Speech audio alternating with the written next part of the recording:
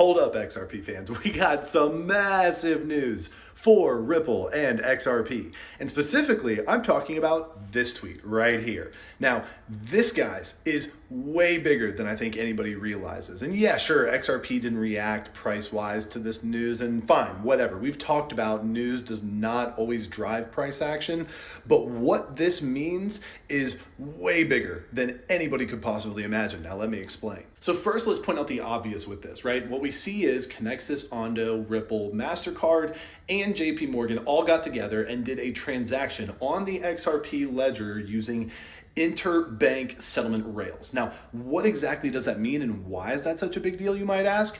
It's simple. So for the longest time, we've known that Ripple has been doing international transfers between countries using XRP as the rails. Now, that's not new news, and they've been doing that for some time. This, by the way, is not that. So when you see, oh, this is a pilot transaction for something to do with cross-border payments or something like that, no. That's old news. This is very, very much not the same. Because what Ripple has been doing for the longest time is within their company, right? They've had RippleNet, which is the tool that they use to do these on-demand liquidity transactions in 3 to 5 seconds with XRP, or they even have the option to do it without XRP. Of course, it takes longer. It's more the old school messaging system, but both are available. Now, what is this, you might ask? In this, we have MasterCard using their infrastructure payment system on the XRP ledger to create a transaction via the public blockchain, bypassing RippleNet altogether and all of the logistics that come with a private company.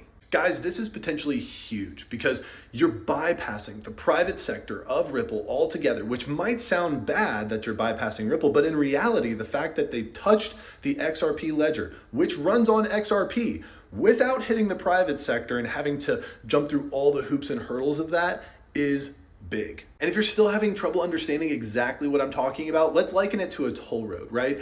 A private toll road between banks is basically what the RippleNet system is, okay? It's very specific, niche, but the XRP ledger is a totally public blockchain, which could be likened to a public toll road on an on-ramp. So it's the road that everybody's already using. We're just throwing a toll at the entry, and that, of course, gets tons of people through it every single day and is a very, very big deal.